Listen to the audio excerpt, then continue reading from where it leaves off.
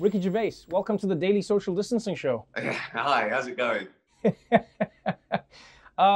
Before we talk about the show coming back for season 3 on Netflix, congratulations on that. I just want to talk to you about life. Like, where is Ricky? What is Ricky doing? Like, you always seem like the most interesting person I know who's always doing random things. Are you just staying in the house? Is that you now? Yeah, well, I'm doing what I'm told. I'm going, my hours exercise a day, and luckily we've got a garden, so I can play badminton and ping pong. I'm a writer. I can do that. Apart from the tour being postponed, it has made a lot of difference to me. I never like people coming to the house, so that's good. This is good. I don't have to get dressed and go to a studio. I can just do it. So I've probably done more publicity for the show than I usually do. I'm always drinking wine by 6 o'clock, watching Netflix. So the evenings literally haven't changed. But you know what? Joking aside, you won't hear me complain. Not when there's nurses doing 14-hour shifts, risking their life. Do you know what I mean? It's like, I know I've got it easy compared to most. So I'm just getting on with it.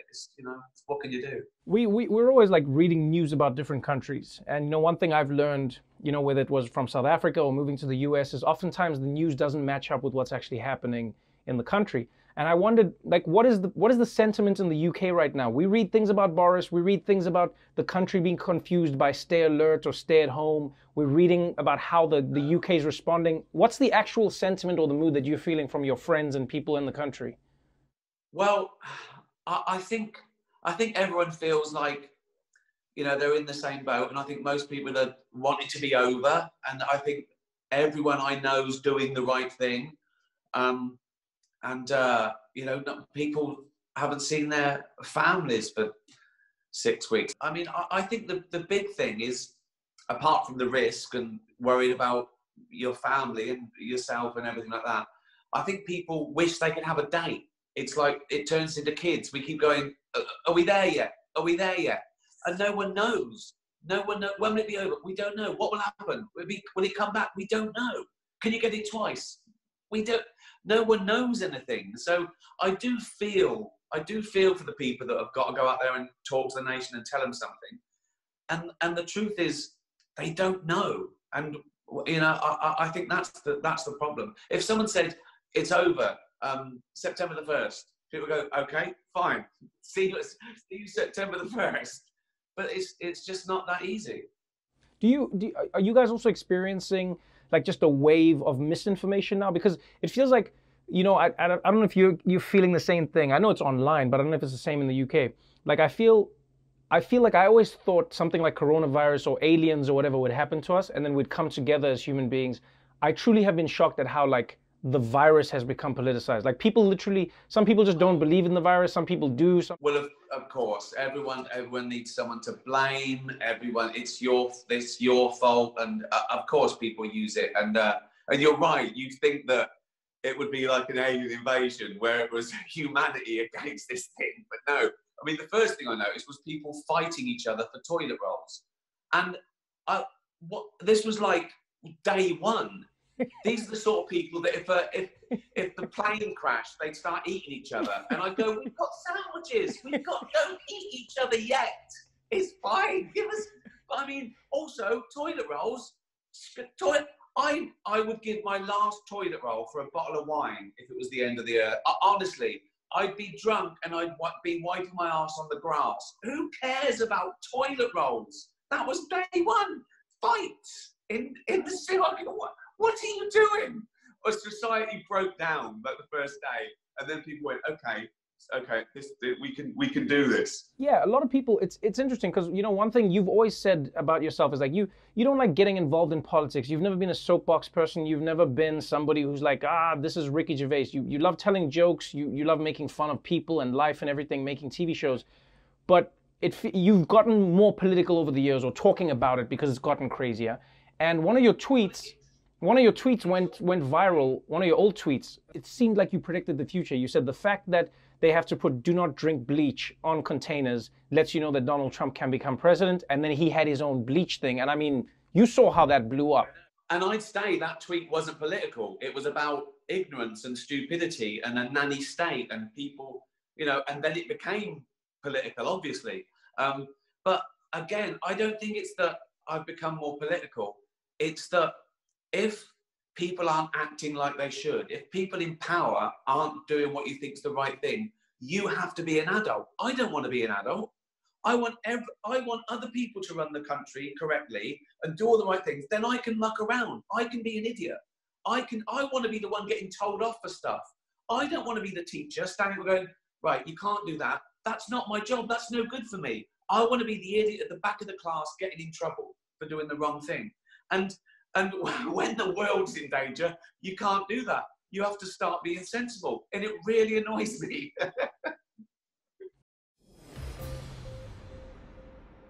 When we think of COVID-19, what do we think of? Disease of the lungs, right? But now we're learning that it can also be a full body workout. So far, the one predictable thing about the new coronavirus is that it's unpredictable.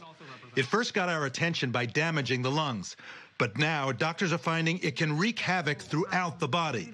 One way is by causing blood clots, for example, in the legs. A limited study of 214 COVID patients in China found more than a third suffered neurological symptoms. The most common, loss of taste and smell, dizziness, headaches, even unconsciousness, and in rare instances, strokes. Doctors are seeing a new potential symptom of coronavirus, and it's not exactly pleasant.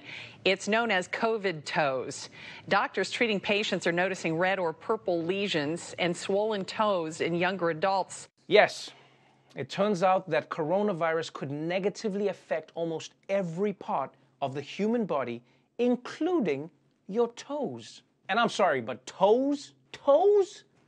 1 minute corona's in the lungs and now it's in the toes? It's wrecking our toes? I mean, coronavirus, it's like one of those artists who gets selected in every category. It's like how Old Town Road was somehow nominated for Best Country and Best Hip Hop and Best Supporting Actor in a TV series. Viruses should be like fetishes. You choose one body part and you go all in. You can't be into lungs and toes. Like me, I choose elbows and that's that. Like, why can't corona do at least one thing that's cool? How come there's no cool corona symptom? You know? Like, yeah, it hits your lungs, but it also changes people's hair. Then at least we'd get Instagram posts from Tom Hanks. It's true, I have corona. And we're not just learning about how the virus affects the body, we're also discovering new ways that it can infect your body. Like for instance, we all knew about coughing, yeah? And sneezing, and touching your face, and rubbing your nose on toilet seats. But it turns out there might be another way that this bug is spreading to us all.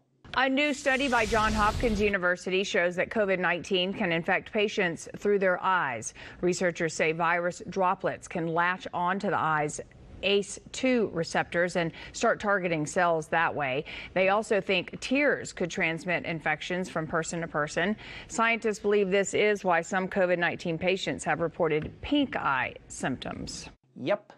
Apparently, you can also catch coronavirus through someone's tears. And my only question is, why are people crying into each other's eyes? I mean, we all have our thing, but who's calling their crush like, hey, you want to come over and watch soldiers reunite with their dogs while we rub eyes? And if this is true, we're going to have to take some extra precautions, people.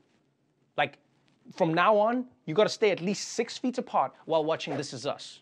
And for all those Trump supporters who've been drinking liberal tears, maybe try Gatorade, all right? I don't know why you guys even do that, but try something else. So now we know the virus can spread through tears, through saliva. Oh, and there's another bodily fluid that you may want to watch out for. A new study from China found traces of coronavirus in the semen of infected men. It's not clear yet whether coronavirus can be transmitted through sexual activity. Researchers found evidence of COVID-19 in 6 out of the 38 patients they studied. Of those 6 men, 4 were still infected and 2 others were recovering. Experts say traces of infectious diseases are often present in all kinds of bodily fluids. That's right. Scientists have found coronavirus in semen.